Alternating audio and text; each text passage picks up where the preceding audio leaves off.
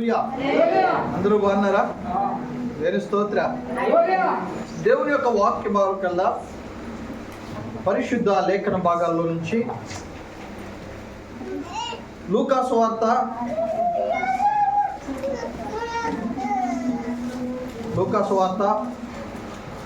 2వ అధ్యాయం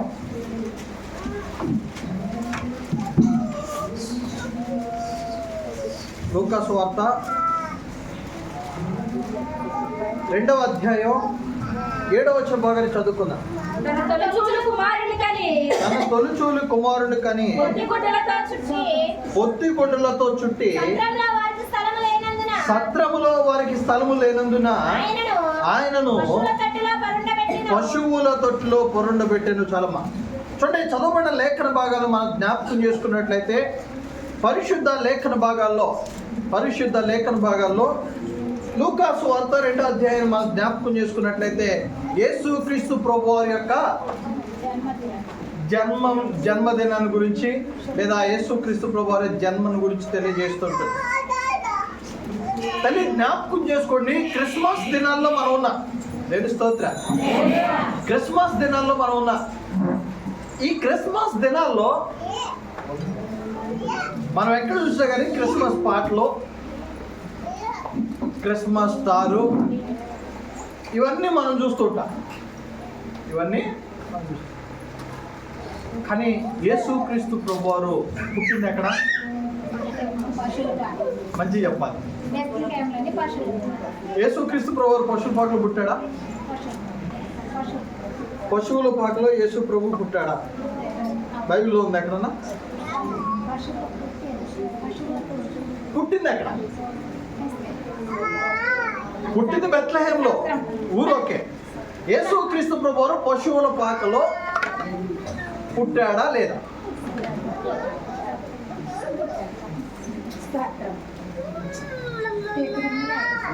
చూడండి, యేసుక్రీస్తు ప్రభువారు పుట్టిన స్థలం ఎక్కడ అనేటువంటిది ఖచ్చితంగా బైబిల్లో లేదు.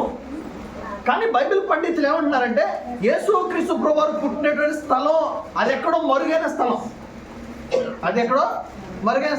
కానీ యేసుక్రీస్తు ప్రభువారు పుట్టిన తరువాత ఆయన ఎక్కడ తీసుకొచ్చారంటే సత్రాన్ని తీసుకొచ్చారు. ఎందుకు సత్రాన్ని తీసుకొచ్చారంటే ఇగో కైసరు ఓగస్తులు అనేటువంటి వారి కాలంలో జనాభా లెక్కలు మొదలుపెట్టారు. అయితే ఈ జనాభా లెక్కల కొరకే యేసుక్రీస్తు ప్రభువారి యొక్క తల్లి అయినటువంటి మరియా, యేసేపు మరియా వీళ్ళందరూ కూడా ప్రయాణమై బెత్లెహేము ప్రాంతానికి, వాళ్ళ సొంత ప్రాంతానికి వెళ్తున్నారు. ఎందుకంటే యేసేపు ఇంట్లో జనాభా లెక్కలు వేయించుకోవడం కొరకు. అయితే వీరు వెళ్తున్నప్పుడు నా ప్రియమైన బిడ్డలారా, ఆ జనాభా లెక్కల కొరకు అనేక మంది వస్తుంటున్నప్పుడు ఇగో మరియా గర్భంతో ఉండగా ఆమె తొలిచూలు కుమారుణ్ణి కని ఆయన్ని గుడ్డలతో చుట్టి సత్రములో స్థలము లేనందున పశువుల తొట్టిలో పొరడబెట్టి. సత్రంలో స్థలం లేదు, ఎందుకంటే ఆ సత్రంలో అందరూ కూడా జనాలు ఉన్నారు. ఈ జనాలు అందరూ ఉండేసరికి ఆ సత్రంలో స్థలం లేకపోవడం వలన ఆయన తీసుకొచ్చి పశువుల తొట్టిలో పొరడబెట్టాడు. తల్లి జ్ఞాపకం చేసుకొని, సత్రము దేనికి సాదృశ్యంగా ఉంది? సత్రంలో స్థలం లేదు. సత్రంలో ఈరోజు నేను మాట్లాడాలని ఆశపడుతున్న విషయం ఏంటంటే సత్రంలో స్థలం లేదు. ఈ సత్రంలో స్థలం లేదు దేనికి సాదృశ్యంగా ఉందంటే ఒక మాట చదువుకోండి దయచేసి. మత్తయి సువార్త 8వ అధ్యాయం 20వ భాగం చదవండి. అందుకు యేసు నక్కలకు, బొరియలను, ఆకాశ పక్షులకు నివాసములను మనుష్య కుమారుడికి తలవంచుకొనుటకైనను స్థలము లేదని అతనితో చెప్పాను. చాలా చూడండి, చదవబడిన లేఖన భాగాన్ని మనం జ్ఞాపకం చేసుకున్నట్లయితే యేసుక్రీస్తు ప్రభువారు అంటున్నారు ఏమంటే నక్కలకు బొరియలు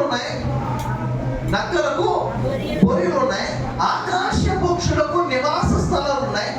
కానీ మనుష్య కుమారుడు తలవాల్చుకొనుటకైనను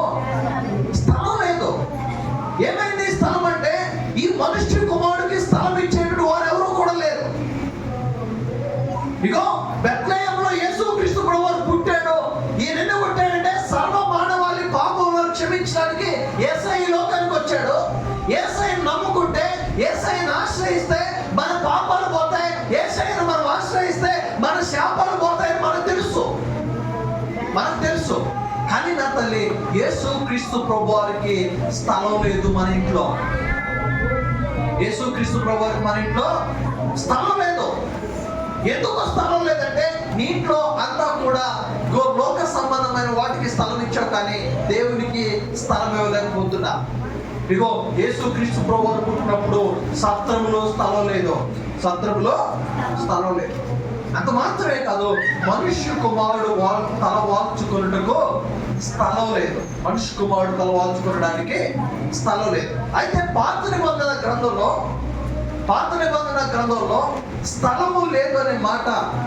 స్థలం లేదనే మాట ప్రస్తావించబడింది. ఒకసారి చూడండి, ఆదికాండము 8వ అధ్యాయం. ఆదికాండం 8వ అధ్యాయం 9వ వచనం భాగాన్ని జ్ఞాపకం చేసుకున్నాను. నీళ్లు భూమి అన్నంతరి మీద ఉన్నందున తన అరకాలు నిలుపుటకు దానికి స్థలము దొరకలేదు కనుక ఓడలోనున్న అతని వద్దకు తిరిగి వచ్చెను. అప్పుడు అతను చేయి చాపి దాన్ని పట్టుకొని ఓడలోనికి తీసుకొని చాలమ్మా. ఓడలోనికి చూడండి, ఎందుకు మనుష్య కుమారుడికి తలవాల్చుకోవడానికి స్థలం లేదంటే, భూమి అన్నంతటా కూడా నీళ్లతో నింపబడ్డాయి. ఇదిగో నోవాహు ఆ పావురాన్ని విడిచిపెడితే అది భూమి మీద అంతటా తిరిగి కాలు మోపడానికి స్థలం లేదు. చెట్లు కూడా మునిగిపోయాయి. ఈ లోకంలో మనుష్యులందరూ కూడా పాపముతో నిండిపోయి, అపరాధాలతో నిండిపోయి, శాపంతో నిండిపోయి, ఇదిగో వారు తల వాల్చుకోరు. ఇదిగో మనుష్య కుమారుడికి స్థలం లేకుండా చేస్తున్నారు. పావురానికి కాలు మోపడానికి స్థలం లేదు. కారణం నీళ్లతో నింపబడింది. మనుష్య కుమారుడికి స్థలము లేకుండా పోయింది. కారణం లోకమంతా కూడా పాపంతో నింపబడింది. కానీ జ్ఞాపకం చేసుకో, నీంట్లో దేవునికి స్థలం లేదు. కారణం ఏంటి? పాపంతో నింపబడింది. నీంట్లో దేవునికి స్థానం ఇవ్వట్ల. కారణం ఏంటి? నీళ్లు కూడా నోవాహు దినాల్లో భూమి అన్నంతటా నీళ్లు ఎలా నింపబడ్డాయో అదే రీతిగా నీళ్లు పాపంతో నింపబడింది. నీళ్లు పాపంతో నింపబడడం వల్ల మనుష్య కుమారుడు తల వాల్చుకోవడానికి స్థలము లేకపోయింది. తల్లి జ్ఞాపకం చేసుకో, ఒక్కసారి నువ్వు ప్రశ్నించుకో. ఇదిగో స్థలము, నీంట్లో దేవునికి స్థలం ఇస్తున్నావా? ఇదిగో ప్రభువుకు స్థలం ఇస్తే ఏం జరుగుతుంది? యేసయ్య ఈ లోకానికి వచ్చినందుకు నశించిపోతున్న ఆత్మలను వెతికి రక్షించడానికి, పాపంలో ఉన్నటువంటి వాటిని విడిపించడానికి, శాపంలో ఉన్న వాటిని విడిపించడానికి యేసయ్య ఈ లోకానికి వచ్చాడు. ప్రభువుకి స్థలం ఇస్తే ఏం జరుగుతుంది? క్రిస్మస్ జరుపుకుంటున్నావా? ఎప్పటి నుంచి? మనకి తెలిసినప్పుడు, జ్ఞానం వచ్చినప్పటి నుంచి క్రిస్మస్ జరుపుకుంటాం. క్రిస్మస్ అంటే ఏంటి? బట్టలు కొనుక్కుంటున్నాం, ఇక ఓపుకుంటే ఇంట్లో కొట్టుకుంటున్నాం. ఆ రోజు ప్రాంతంలో కూర్చున్నాం, ప్రాంతం నుంచి బయటికి పోతున్నాం. ఇదిగో నీ ఇంట్లో ఎంతమంది ఉంటే ఎంతమంది క్రిస్మస్ జరుపుకుంటున్నారు? ఎంతమంది ప్రభువుకు స్థలం ఇస్తున్నారు? తల్లి, నీ ఇంట్లో దేవుడు లేకుండా నువ్వు క్రిస్మస్ జరిపినా, ఇంకా ఏది జరిపినా దానివల్ల ప్రయోజనం లేదు. ఏం సుఖం క్రిస్మస్ పండుగ రోజు తాగి తమిళనాడితే? ఏం సుఖం క్రిస్మస్ రోజు కొత్త బట్టలు కొనుక్కొని ప్రభువుని ఆరాధించకుండా, ప్రభువుకు స్థలం ఇవ్వకుండా, ప్రభు నామాన్ని గనపరచకుండా మనం ఎంత క్రిస్మస్ అని పొంగిపోయిన ఉపయోగం ఏమనుందా? ఏం లేదు. జ్ఞాపకం చేసుకో, ప్రభువుకు స్థలం ఇస్తే మన జీవితంలో ఏం జరుగుతుంది? క్రిస్మస్ పర్వదినాల్లో ఉంటున్నా, ఈ క్రిస్మస్ పర్వదినాల్లో నా తల్లి ప్రభువుకు స్థలం ఇస్తే మనకేమవుతుంది? చదువుతుంది లేఖ భాగాల నుంచి దయచేసి మత్తయి సువార్త 9వ అధ్యాయం. మత్తయి సువార్త 9వ అధ్యాయం 24 వచ్చిన స్థలమీయుడి ఈ చిన్నది నిద్రించున్నదే గాని చనిపోలేదని వారితో చెప్పగా వారు ఆయన్ను అపహాసించిరి. చాలన్నా చిన్న ప్రియదేవుని బిడ్డలారా, చదవబడిన లేఖన భాగాల్లోనే ఇదిగో ఒక చిన్నది ఇదిగో ఒక అధికారి కుమార్తె, ఆ అధికారి పేరు బైబిల్ గ్రంథంలో రాయబడలేదు. అధికారి కుమార్తె మరణకరమైన రోగం వచ్చి ఆ కుమార్తె చనిపోయింది. ఆ కుమార్తె చనిపోతే ఆ కుమార్తె చనిపోయిన తర్వాత అక్కడున్న వాళ్ళందరూ కూడా కూర్చొని ఏడ్చి వాళ్ళు ఏడుస్తున్నారు. చాలా మంది మేళాలతో వాయిద్యాలతో గోల చేస్తున్నారు. తల్లి జ్ఞాపకం చేసుకోండి, ఇదిగో ఎప్పుడైతే వాళ్ళు మేళాలతో వాయిస్తుంటున్నారో యేసుక్రీస్తు ప్రభువు అంటున్నాడు, ఇదిగో స్థలమీయుడి. మా జాగ్రత్తగా ఉండండి, స్థలమీయుడి ఈ చిన్నది నిద్రించున్నదే కానీ ఈ చిన్నది చనిపోలేదని యేసయ్య చెప్తున్నాడు. యేసుక్రీస్తు ప్రభు వారికి నీ ఇంట్లో స్థలం ఇస్తే అవుతుంది తెలుసా? మరణం నుంచి తప్పించబడతాం.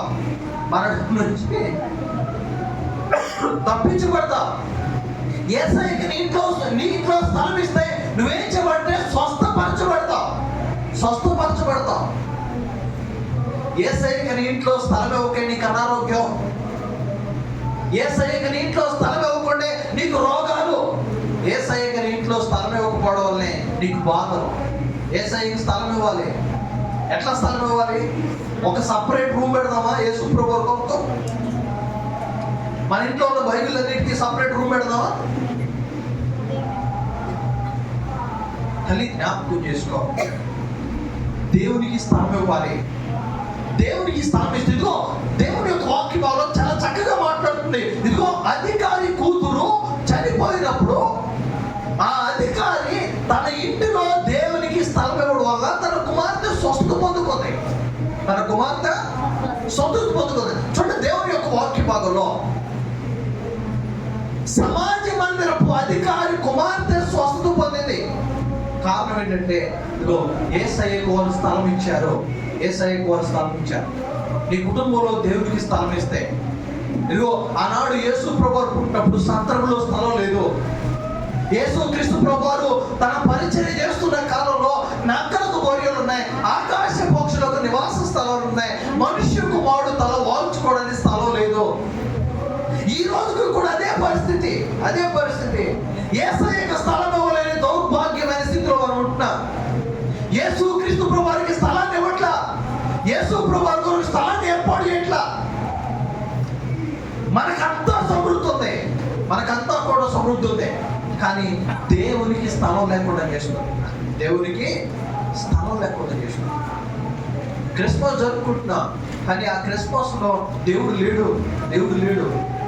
పెద్దోళ్ళు ఆ ముసలి వయసులో ఉన్నవాడు అంటుంటారు, ఏ పండుగ అంటే క్రిస్మస్ పండుగ. ఏ పండుగ? క్రిస్మస్ పండుగ. దానిలో చాలా గొప్ప అర్థం దాంట్లో ఉంది. ఏంటంటే క్రిస్మస్ లో క్రీస్తు మిస్ అవుతున్నాడు. మనం చేసే ఆరాధనలో యేసు ప్రభువు లేడు. మన ఇంట్లో దేవుడు లేడు. మన ఇంట్లో దేవునికి స్థలం లేదు. మన ఇంట్లో దేనికి స్థలం ఉందంటే ఇదిగో నువ్వు చూసే ప్రతి ఒక్క లోక సంబంధమైన వాటికి స్థలం ఉంది. నీ ఇంట్లో టీవీకి స్థలం ఉంది, నీ ఇంట్లో అన్ని యాక్టివిటీకి స్థలం ఉంది, కానీ దేవునికి స్థలం లేదు. తల్లి జ్ఞాపకం చేసుకో, ఒక్కసారి నిన్ను పరీక్షించుకో. నీ ఇంట్లో దేవుని మాటలు ఎంతవరకు వినబడుతున్నాయి? నీ ఇంట్లో దేవుని యొక్క వాక్యాన్ని ఎంతసేపు ధ్యానం చేస్తున్నావు? నీ ఇంట్లో ఎంతసేపు ప్రార్థన చేస్తున్నావు? నీ ఇంట్లో నువ్వు ఎంతసేపు ఫోన్ చూస్తున్నావు? నీ ఇంట్లో నువ్వు ఎంతసేపు టీవీ చూస్తున్నావు? నీ ఇంట్లో నువ్వు ఎంతసేపు వ్యర్థమైన మాటలు గడుపుతున్నావు? నీ ఇంట్లో ఎంతసేపు నువ్వు వ్యర్థమైనటువంటి మాటలు మాట్లాడుతున్నావు? నీ ఇంట్లో ఎంతసేపు ప్రార్థన సమయాన్ని కేటాయిస్తున్నావు? నీ ఇంట్లో దేవునికి స్థలం ఉందో లేదో అనడం నేను ఒక్కటే మాట చెప్తా. నీ ఇంటికి నీ మోకాళ్ళు చూసుకో. దీనికి మించి నీ ఆత్మీయతను పరీక్షించడానికి ఏది లేదు. నేను ఆత్మీయుడిని అయితే నా మోకాళ్ళు చూసుకో. నాకు కాదు, నన్ను నేను చూసుకోవాలి. నేను ఆత్మీయుడునా? ఆత్మీయ జీవితం నాకుందా? నేను దేవునికి స్థలం ఇచ్చానా? నేను దేవునికి అధికారం ఇచ్చానా? నువ్వు దేవునికి స్థలం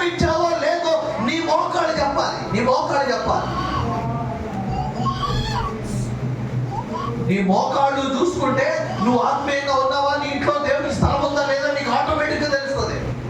ఎవరు చెప్పొద్దు నేను ఆత్మీయుడా, నువ్వు నాకు చెప్పొద్దు నువ్వు ఆత్మీయుడు అని, నేను నీకు చెప్పొద్దు నువ్వు ఆత్మీయురాలు అని.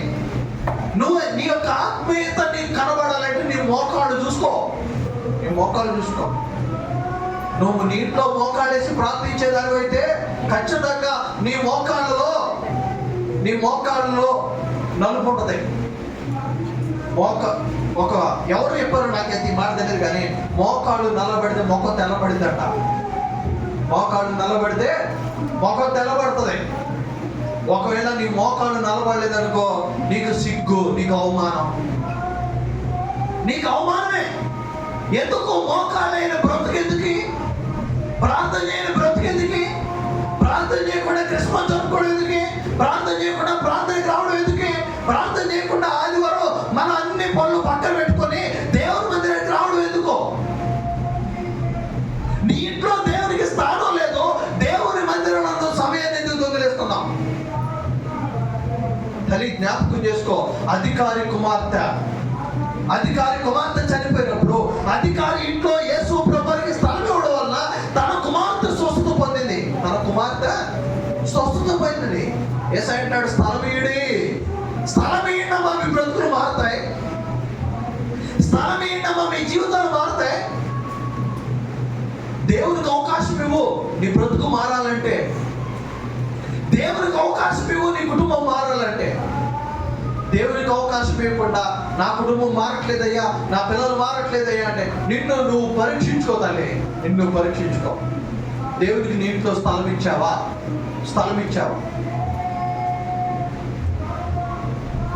దేవునికి నీ ఇంట్లో స్థలం ఇవ్వకపోతే నీ కుటుంబం మారదు కాక నీ కుటుంబంలో బలహీనతలు పోవు. నీ కుటుంబంలో బలహీనతలు పోవాలంటే ఒక్కటే కారణం, మోకాళ్ళే. దేవునికి స్థలం ఇవ్వు. దేవుని యొక్క ప్రసన్నత నీ కుటుంబం మీద ఉండాలి, దేవుని కాపుదల నీ కుటుంబం మీద ఉండాలి. దేవుని కాపుదల నీ కుటుంబం మీద ఉండాలంటే అది ఎవరి వల్ల రాదు, ఏ అయ్యగారి వల్ల రాదు. వస్తుందా? ఇగో మా ఇంటికి ఏనొచ్చిండు, ప్రార్థన చేసాడు, దేవుని యొక్క ప్రసన్నత, దేవుని యొక్క కాపుదల నా కుటుంబం మీద మెండుగా ఉందంటావా? లేదు. లేఖన భాగంలో మనం ఒకసారి 2 సార్లు జ్ఞాపకం చేసుకున్నాం. పరిశుద్ధ లేఖన భాగంలో మాట, వారి యొక్క విశ్వాసాన్ని బట్టి వారు మాత్రమే రక్షించబడ్డారు, కానీ వారి కుమార్తెలు రక్షింపబడి చాలా లేదు. గుర్తుంది ఈ మాట? 3 భక్తుల గురించి మాట్లాడతాడు. నోవాహు, ఇంకా అబ్రహాము,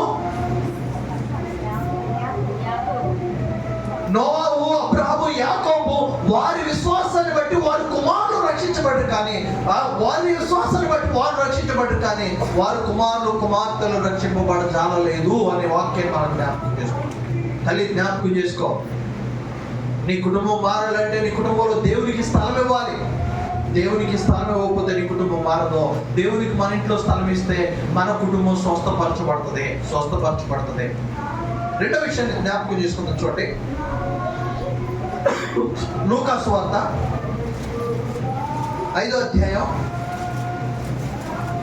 లూకా సువార్త 5వ అధ్యాయం 37వ వచనం బాగా చదువు. చూడండి, ఎవడను పాత దిత్తుల్లో కొత్త ద్రాక్షరసం పోయడు, పోసిన ఎడల దిత్తులను పిలుచును,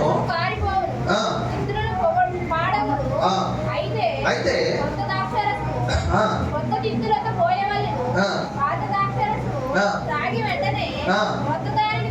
కొత్త దాన్ని కోరువాడను లేడు, పాతదే మంచిదను చెప్పడు. చూడమ్మా నా ప్రియ దేవుని బిడ్డలారా, మొదట ఇదిగో నీ జీవితంలో నా జీవితంలో మనం ఆశ్రయించబడాలి అంటే మన జీవితంలో పాతదానికి కొత్తదానికి మధ్య వ్యత్యాసం మనకు తెలియాలి.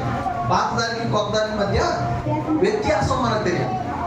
ఇగో నా పాత జీవితం పాతదేనయ్యా, కొత్త జీవితం కొత్తదేనయ్యా అంటే నీ బ్రతుకు మారదు. నీ కుటుంబంలో స్వస్థత కావాలి అంటే పాతదాన్ని విడిచిపెట్టు. పాత జీవితంలో కొత్త ద్రాక్షరసం పోయొద్దు. పోతుంది ఏమవుతుందంటే పగిలిపోతుంది, పాడైపోతుంది.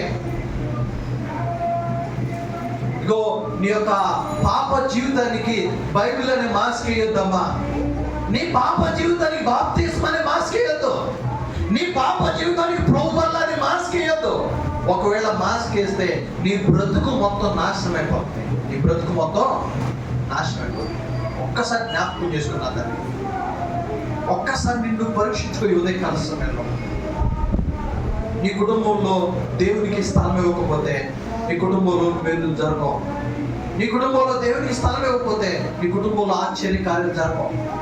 మరొక మాట జ్ఞాపకం చేసుకుని చూడండి దయచేసి. లూకా సువార్త అదే 5వ అధ్యాయం. లూకా సువార్త 5వ అధ్యాయం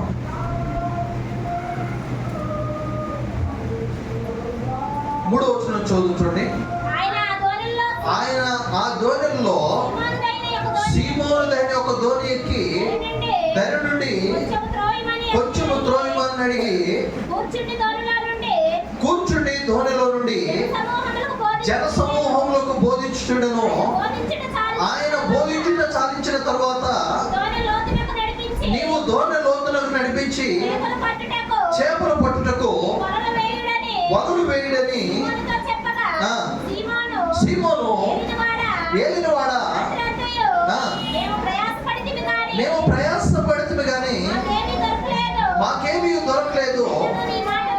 అయినను నీ మాట చొప్పున వలలు వేయునని అతనితో చెప్పారు. చాలా మంది దేవుని స్తోత్రం. హల్లెలూయా. చూడండి, రెండో విషయాన్ని మనం జ్ఞాపకం చేసుకున్నట్లయితే పేతురు రాత్రంతా చేపలు పడ్డానికి వెళ్ళాడు. రాత్రంతా చేపలు పడ్డానికి వెళ్ళాడు. రాత్రంతా పేతురు చేపలు పడ్డానికి వెళ్ళినప్పుడు నా ప్రియ బిడ్డలారా, రాత్రంతా శ్రమ పడిన పేతురుకు ఒక్క ఎటువంటి ప్రయోజనం కూడా. నిజంగా నడిపించు నానావా పాట ఎంతో గొప్పగా ఉండదు. నడిపించు నానావా అందులో ముఖ్యమైనటువంటి పల్లవి ఏంటంటే ప్రభు మార్గం విడిచితేనే ప్రార్థించడం మానితేనే ప్రపంచ నటనల్లో ప్రావీణ్యమును పొందుతున్నాడ.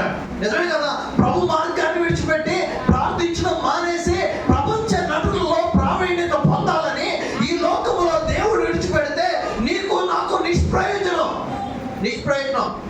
పేతురు ప్రభువా రాత్రంతా శ్రమ పడానయ్యా, రాలేదయ్యా విజయం. రాత్రంతా కష్టపడ్డాను, ఏ ప్రయోజనం లేదు. రాత్రంతా వదిలేసా, ప్రయోజనం లేదు. తల్లి జ్ఞాపకం చేసుకో, దేవుడు నీ కుటుంబంలో లేకపోతే నువ్వెంత ప్రయాసపడినా ఆ ప్రయాసగానే ఉంటది, కానీ దానివల్ల ప్రయోజనం లేదు. పేతురు రాత్రంతా శ్రమపడి తన వలలు కొడుక్కొని ఇక నా వల కాదు అని పోతున్నప్పుడు యేసు ప్రభువారు ఇదిగో వలలు వేయమనంలోని పేతురు, ప్రభువా రాత్రంతా శ్రమపడ్డా ప్రభువా, కానీ ప్రయోజనం లేదు. అయినా నీ మాట చొప్పున వలలు వేసి విస్తారమైన చేప పట్టుకుని గొప్ప మాట చెప్పారు ఇక్కడ. పేతురు వలేసేటప్పుడు ఎలా అంటే నిరుత్సాహంతో వేసాడేమో, రాత్రంతా కష్టపడి ఏముంటుందో వేసాడేమో, కానీ వలలు వేసి విస్తారమైన చేప పట్టుకుని పేతురు ఇంకా అనేక మంది పిలుస్తున్నాడు, రండి నా వలలో చేపలు ఉన్నాయి, నా చేత కావటం లాగటం, రండి ఇతరుల సహాయాన్ని కోరుతున్నాడు. నా తల్లి జ్ఞాపకం చేసుకో, అదే పేతురు దేవుడు లేకుండా రాత్రంతా కష్టపడితే ఒక్క చేప దొరకలా. కానీ ఎప్పుడైతే దేవుని మాటకు లోబడ్డాడో, ఎప్పుడైతే యేసయ్యను తన బోట్లోకి ఆహ్వానించాడో, యేసయ్యను తన పడవలోకి ఆహ్వానించాడో, సమృద్ధి అనేటువంటి చేపలు పట్టాడు. యేసయ్యకి నీ ఇంట్లో స్థలం ఇస్తే స్వస్థత నీ ఇంట్లో ఉంటది. యేసయ్యకి నీ ఇంట్లో స్థలం ఇస్తే సమృద్ధి ఉంటుంది. పేతురు దేవునికి స్థలం ఇచ్చాడు, సమృద్ధి కలిగి ఉన్నాడు. ఎంత సమృద్ధి తెలుసా? పేతురు ఆనందంతో కేకలేస్తున్నాడు. తన వలలు పట్టట్లా. అమ్మ నా మాటలు అర్థమవుతున్నాయా? యేసయ్యను తన పడవలోనికి పేతురు ఆహ్వానిస్తే తన వల పట్టట్లా. రాత్రంతా శ్రమ పడ్డాడు, ప్రయోజనం లేదు. కానీ దేవుని మాట వినడం వలన సమృద్ధి, దేవుడిచ్చిన ఆశీర్వాదాలు తన వలలు పట్టట్లా, తన ఇల్లు పట్టట్లా. తన ఇల్లు పట్టగా లేఖన భాగంలో ఒక మాట ఉంటుంది, అహరోను గడ్డం మీద నుంచి దిగజారు పరిమళ తైలం. అహరోను యొక్క గడ్డం మీద నుంచి ఏ రీతిగా అంటే అహరోను ఆశీర్వదించబడ్డాడు. ఆశీర్వదించబడి ఆయన ఆశీర్వాదం అహరోను కుట్ల తన పిల్లలకు వచ్చింది. అమ్మ రాలేదా? అహరోను కుటుంబం ఎంత గొప్పగా ఆశీర్వదించబడిందంటే అహరోను కుటుంబంలో నుంచి యేసుక్రీస్తు ప్రభు వారి యొక్క ఆ వంశావళి ఒకళ్ళు ఉన్నారు. ఎవరు? అహరోను కుటుంబంలో నుంచి యేసుక్రీస్తు ప్రభు వారు గొప్ప పరిచయం చేసే వ్యక్తి ఒకడు ఉన్నాడు. ఎవరు? ఎవరైనా చెబుతా అందరూ పలుకు. యేసుక్రీస్తు ప్రభు వారి యొక్క పరిచర్య కొరకు పాటుపడి యేసుక్రీస్తు ప్రభు వారి పరిచర్యలో గొప్పగా ఉన్న వ్యక్తి అహరోను వంశావళిలో నుంచి ఒకడు ఉన్నారు. దేవుని స్తోత్రం, హల్లెలూయా. అహరోను వంశావళిలో నుంచి బాప్తిస్మం ఇచ్చే యోహాను. బాప్తిస్మం ఇచ్చే చదువు చూడండి. మత్తయి సువార్త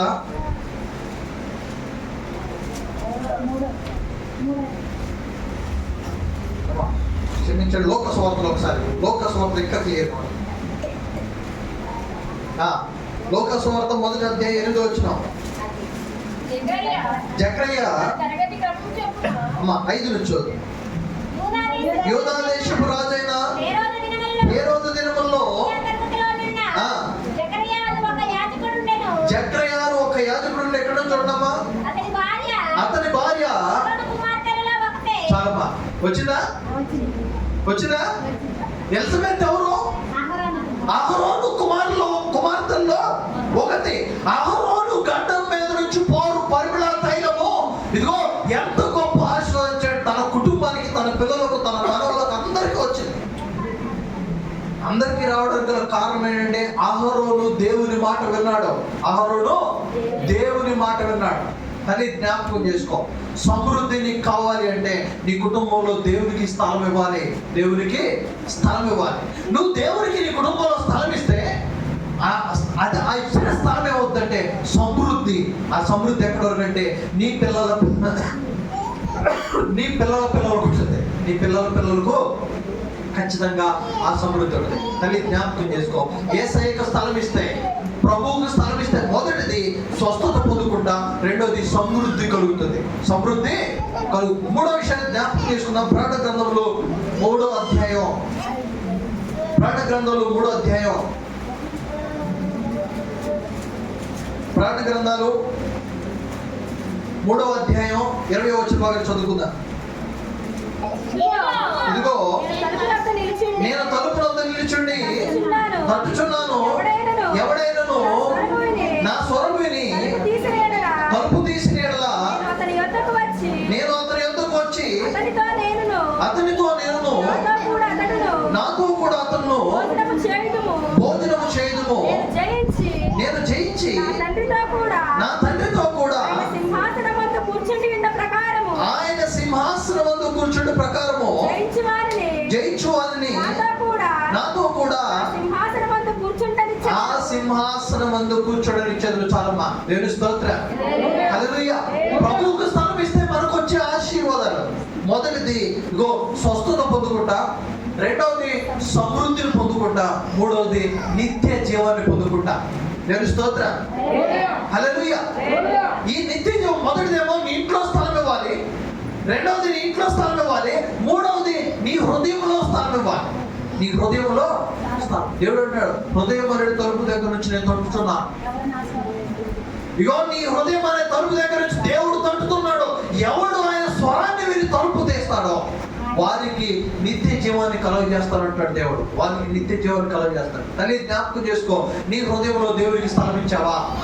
నీ హృదయంలో దేవునికి స్థలం ఇచ్చావా? నీ హృదయంలో దేవునికి స్థానం ఇచ్చావా? నీ హృదయంలో దేవునికి స్థలం ఇస్తే ఖచ్చితంగా నువ్వు ఆశీర్వదించబడతావు. ఖచ్చితంగా నువ్వు ఆశీర్వదించబడతావు. నిత్య జీవం పొందుకుంటావు. నిత్య జీవం. చావు లేదు మనకి. ఎవరైతే తన హృదయంలో స్థానాన్ని ఇస్తారో వారికి చావు లేదు. ఈ లోకంలో ఈ శరీరం విడిచిపెట్టా కానీ దేవుని యొక్క రాజ్యంలో ఖచ్చితంగా పరిశుద్ధుడు పరిశుద్ధుడు పరిశుద్ధుడు అని గాన ప్రతిగానాలు చేసే గొప్ప ధన్యతను మనం పొందుకుంటాం. గొప్ప ధన్యతను మనం పొందుకుంటాం. తల్లి జ్ఞాపకం చేసుకో, ఒక్కసారి నిన్ను పరీక్షించుకో. నీ హృదయంలో దేవునికి స్థానం ఇచ్చావా? నీ హృదయంలో దేవునికి స్థానం ఇచ్చావా? 4వ విషయాన్ని జ్ఞాపకం చేసుకుందాం. 2వ సమూయేలు గ్రంథం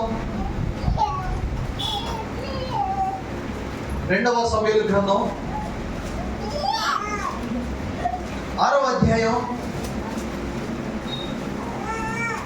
2వ సమూయేలు గ్రంథం 6వ అధ్యాయం 11వ వచనం చదువుతున్నామా?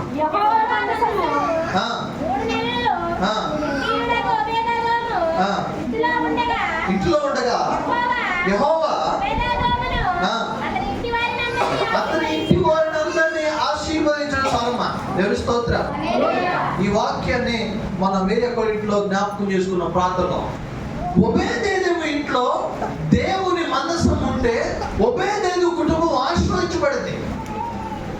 దేవుని మందసం ఒబేదేదోము ఇంట్లో ఉంటే దేవుని యొక్క ఒబేదేదోము కుటుంబము ఆశీర్వదించబడింది. దాన్ని జ్ఞాపకం చేసుకో. ప్రభువుకి స్థలం ఇస్తే ఆశీర్వదించబడతాం. ప్రభువుకి ఇంట్లో స్థలం ఇస్తే ఆశీర్వదించబడతాం.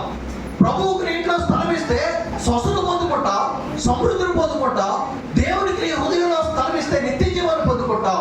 ప్రభువుకి ఇంట్లో స్థలం ఇస్తే ఆశీర్వదించబడతాం. గొప్ప ఆశీర్వాదం పొందుకుంటాం, గొప్ప దీవెనలు పొందుకుంటాం, గొప్ప మేలులు పొందుకుంటాం. తల్లి జ్ఞాపకం చేసుకో. ఒక్కసారి నిన్ను పరీక్షించుకో. దేవునికి నీ ఇంట్లో స్థలం ఇచ్చావా? ఒకవేళ నువ్వు స్థలం ఇవ్వకపోతే స్థలం ఇవ్వు, ఖచ్చితంగా ఆశీర్వదించబడతాం. స్థలం ఇస్తే ఆశీర్వదించబడతాం. మరొక మాట జ్ఞాపకం చేసుకుందాం. చూడండి, లూకా సువార్త 7వ అధ్యాయం 36వ వచనం చదువుతాం. లూకా సువార్త 7వ అధ్యాయం 36వ వచనం. పరిసయ్యుల్లో ఒకడు తనతో కూడా భోజనం చేయవలెనని ఆయన ఆ పరిసయ్యుని ఇంటికి వెళ్ళి భోజన పంక్తిని కూర్చుని ఉండగా పాపాత్మురాలైన ఒక స్త్రీ తెలుసుకొని ఒక బుడ్డిలో అత్తరు తీసుకొని వచ్చి వెనుకతట్టు అతని పాదం మీద నిలబడి ఏడ్చుచు కన్నీళ్లతో ఆయన పాదాలను తడిపి తన తల వెంట్రుకలతో తుడిచి చాలమా. దేవుని స్తోత్రం. హల్లెలూయా, హల్లెలూయా. 5వ విషయం మనం జ్ఞాపకం చేసుకుంటే, ప్రభువుకి స్థలం ఇస్తే మనం రక్షించబడతాం. దేవుని స్తోత్రం. హల్లెలూయా. ఈ దేవుని యొక్క వాక్యాలు మనం చూస్తే, పాపాత్మురాలైన స్త్రీ ప్రభు పాదాలు కడిగి రక్షించబడింది. ప్రభు యొక్క పాదాలు కడిగి రక్షించబడింది. కారణం తెలుసా? దేవునికి స్థలం ఇచ్చింది. తన ఇంట్లో దేవునికి స్థలం ఇచ్చింది. తనే జ్ఞాపకం చేసుకో. మనం ఏం చేస్తున్నామంటే, దేవునికి స్థలం ఇవ్వక మన కుటుంబాన్ని మనం కాపాడుకోలేకపోతుంది. దేవునికి స్థలం ఇవ్వక మన కుటుంబాన్ని తీసుకెళ్ళి అగ్నిగుండంలో పడవేస్తున్నాం. పాపాత్మురాలైన స్త్రీ ప్రభువుని ప్రేమించి రక్షించబడింది. రక్షించబడినంత మాత్రం కాదు, యేసు అంటున్నాడు, మీరు భూమి మీద సువార్తను ప్రకటించినంత కాలము ఏమైనా జ్ఞాపకం చేసుకోమంటున్నాడు. మీరు భూమి మీద ఎక్కడ సువార్తను ప్రకటించినప్పుడు జ్ఞాపకం చేసుకోండి. పాపులమైన మనము ప్రభువుని ప్రేమిస్తే మనము రక్షించబడతాం. ప్రభువుని ఆశ్రయిస్తే మనం రక్షించబడతాం. ప్రభువుని ఆశ్రయించకపోతే ఇదిగో మనం అగ్నిగుండంలో పడవేయబడతాం. దయచేసి ఒక్క మాట జ్ఞాపకం చేసుకుందాం. చూడండి, దయచేసి లూకా సువార్త 19వ అధ్యాయం 3, 4, 5 వచ్చి బాగా చదువుకుందాం. లూకా సువార్త 19వ అధ్యాయం 3. యేసు ఎవరైనా చూడగోరను గాని పొట్టివాడైనందున చూడలేకపోయిను. ఆ త్రోవను రానయ్యుండెను కనుక తన ముందుగా పరిగెత్తి ఆయన్ను చూచుటకు ఒక వేడి చెట్టు ఎక్కిన చాలు. దేవుని స్తోత్రం.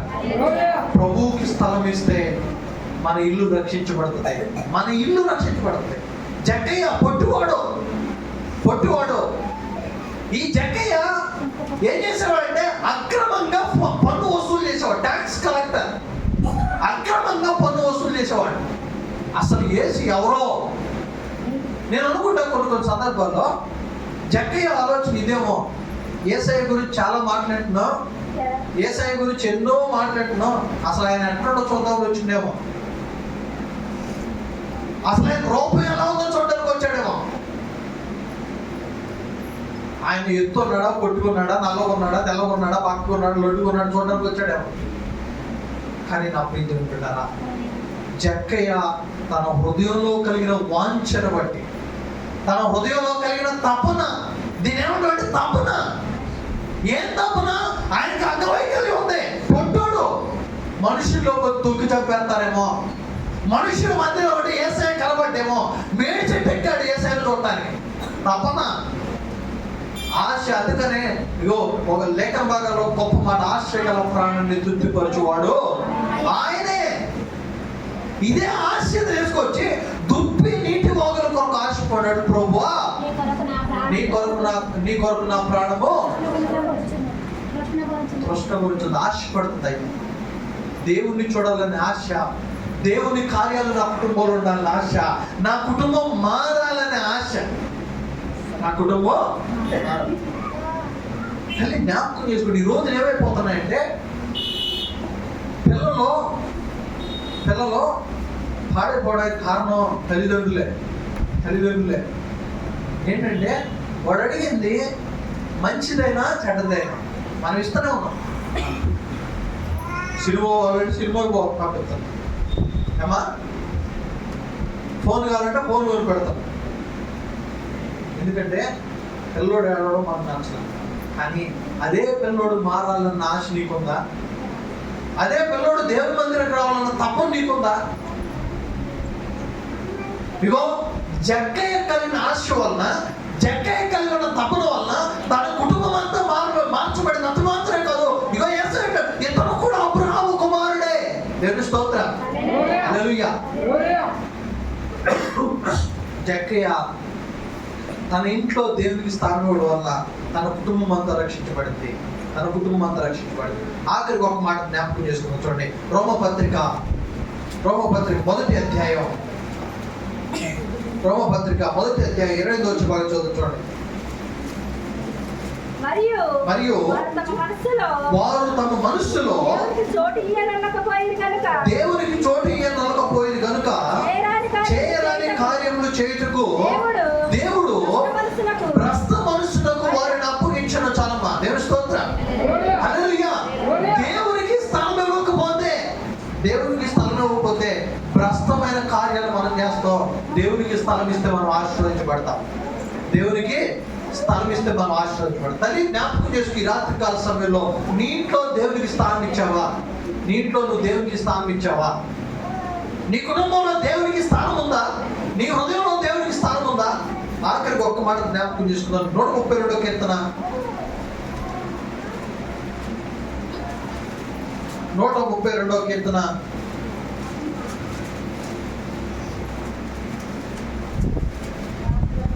132వ కీర్తన 3, 4, 5 వచ్చి వాళ్ళు మొక్కుబడి చేసెను. ఎట్లనగా యెహోవాకు నేను ఒక స్థలము చూచు వరకు, యాకోబు యొక్క బలిష్ఠునికి ఒక నివాస స్థలము నేను చూచు వరకు నేను ప్రవేశింపను, నేను పరుగుంట మంచం మీదకెక్కను, నా కనులకు నిద్ర రానియను, నా కనురెప్పలకు కురిగిపోవడం రానియను. చాలా దేవుని స్తోత్రం, హల్లెలూయా. తల్లి జ్ఞాపకం చేసుకోండి, దేవుని యొక్క వాక్యంలో కీర్తనకారుడితో దేవునికి చోటు ఇవ్వకపోతే, నేను దేవునికి చోటు ఇచ్చేంత వరకు కూడా నేను నా మంచం ఎక్కను, నేను దేవునికి చోటు ఇవ్వనంత వరకు కూడా నా గుడారంలోకి నేను రాను. ఎందుకంటే దేవునికి స్థలం ఇవ్వకపోతే ఇగో అపవాది నా ఇంట్లో ఉంటుంది. తల్లి జ్ఞాపకం చేసుకో, ఇగో క్రిస్మస్ పర్వదినాలు మనం ఉంటున్నాం. దేవునికి నీ ఇంట్లో స్థలం లేకుండా నువ్వు క్రిస్మస్ చేసుకుంటే అది వ్యర్థం. దేవునికి స్థలం ఇవ్వకుండా నీ కుటుంబంలో ఎన్ని కార్యాలు చేసినా అది వ్యర్థం. నిజంగా అది అర్థమే. ఒక్కసారి నిన్ను జ్ఞాపకం చేసుకో, నిన్ను పరీక్షించుకో. దేవునికి స్థలం ఇస్తున్నావా? దేవునికి స్థలం ఇస్తే నువ్వు ఆశీర్వదించబడతావు. దేవునికి స్థలం ఇస్తే నువ్వు దీవించబడతావు. దేవునికి స్థలం ఇవ్వకపోతే మన కుటుంబంలో అపవాది చేసే పని ఏంటంటే కుటుంబంలో సమాధానాన్ని దూరం చేస్తుంది, సమాధానాన్ని దూరం చేస్తుంది. ఒక్కసారి జ్ఞాపకం చేసుకో. దేవునికి స్థలం ఇస్తే మనం ఆశీర్వదించబడతాం. ప్రభువుకు స్థలం ఇస్తే స్వస్థత పొందుకుంటాం. ప్రభువుకు స్థలం ఇస్తే సమృద్ధిని పొందుకుంటాం. ప్రభువుకు స్థలం ఇస్తే నిత్య జీవాన్ని పొందుకుంటాం. ప్రభువుకు స్థలం ఇస్తే ఆశీర్వదించబడతాం. ప్రభువుకు స్థలం ఇస్తే మనం రక్షించబడతాం. మాత్రమే కాదు, ప్రభువుకు స్థలం ఇస్తే మన కుటుంబం అంతా రక్షించబడుతుంది. నీ కుటుంబం రక్షించబడాలంటే మొదట దేవునికి స్థానం ఇవ్వాలి. దేవునికి స్థలాన్ని ఏర్పాటు చేయాలి. దేవునికి స్థలాన్ని ఏర్పాటు చేయాలంటే ఇదిగో నీ ఇంట్లో ఏదో ఆడంబరం చేయొద్దు. దేవునికి స్థలం ఇవ్వాలి అంటే నీ మోకాళ్ళు ఉండాలి, నీ మోకాళ్ళు ఉండాలి. ప్రార్థనలో బలపరచబడాలి. నిన్ను పరీక్షించుకో. నా ఒక్క ప్రశ్నతో నా వాక్యభావం ముగిస్తాను. దేవునికి నీ ఇంట్లో స్థలం ఉందా? ఉందో లేదో అనే కన్ఫ్యూజన్లో నువ్వు ఉంటే నా తల్లి నువ్వు నీ మోకాళ్ళు చెక్ చేసుకో. దయచేసి చావు తప్పుగా పోతుంది. నీ మోకాళ్ళను చెక్ చేసుకో, నిన్ను పరీక్షించుకో. ఎందుకంటే నా ఆత్మీయ జీవితంతో నాకు తెలుసు నిజంగా నా ఆత్మీయ జీవితం ఏంటో నాకు తెలుసు, నీ ఆత్మీయ జీవితం ఏంటో నీకు తెలుసు. ఆత్మీయ జీవితం లేని దేవుని యొక్క కార్యాలు మనం చూడడం. ఆత్మీయ జీవితం లేదే మన కుటుంబం ఆశీర్వదించబడతాం. మన కుటుంబం ఆశీర్వదించబడతాం. తలలో వచ్చి కనపడుతున్నాను. మహాపరిశుద్ధుడా, మహోన్నతుడా, ఘనమైన తండ్రి, నీ పరిశుద్ధమైన ఘనమైన శ్రేష్టమైన ఇదిగో ప్రభువా, యొక్క ఉదయకాల సమయంలో అయ్యా ఇదిగో తండ్రి లేఖన భాగాల్లో నాతో మాతో మీరు మాట్లాడబట్టి ఈ మాటలను దీవించండి, ఆశ్రయించండి. అయ్యా ఇదిగో ప్రభువా, నామ హృదయంలో నాటి నీరు కట్టి పరిపించేసి విశ్వాసంలో స్థిరపరచబడి అయా ప్రభువులకు స్థలం ఇచ్చి ఆశీర్వాదానికి వారసులుగాను దీవించబడినట్లు మమ్మల్ని ఆశీర్వదించమని, నీ కృప చేత మమ్మల్ని నింపి దీవించమని యేసు నామమున ప్రార్థిస్తున్నాను నా తండ్రి. ఆమేన్.